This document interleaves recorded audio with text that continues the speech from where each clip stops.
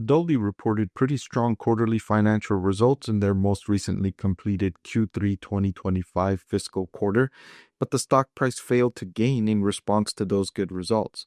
So investors want to know what's going on with Adobe stock and if this is an opportunity for long-term investors.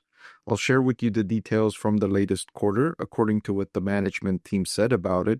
I'll also share with you my fair value calculation for Adobe so you can see what I calculated as a fair price to pay for Adobe stock, and we can compare it to the current market price to see if we're getting Adobe stock at a bargain price or if it's overvalued.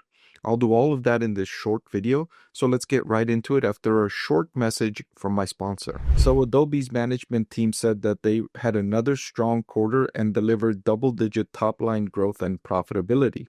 And I agree with them. They did have a strong quarter. In Q3, they delivered revenue of $5.99 billion, which was 10% year-over-year growth, and GAAP earnings per share, which represented 14% growth. AI represents a tectonic technology shift and presents the biggest opportunity for Adobe in decades.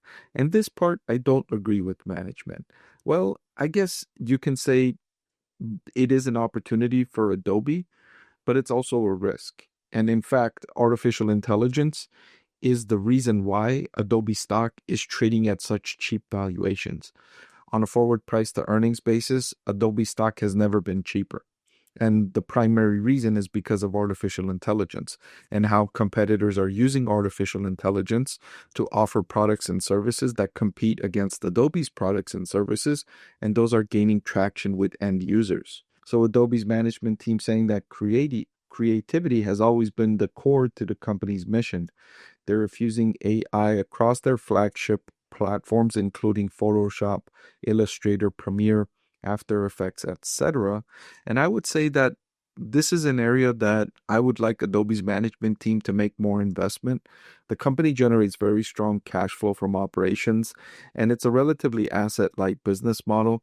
Doesn't need to reinvest into the business all that often, but this is one of those times where I think management should really ramp up investments into the company.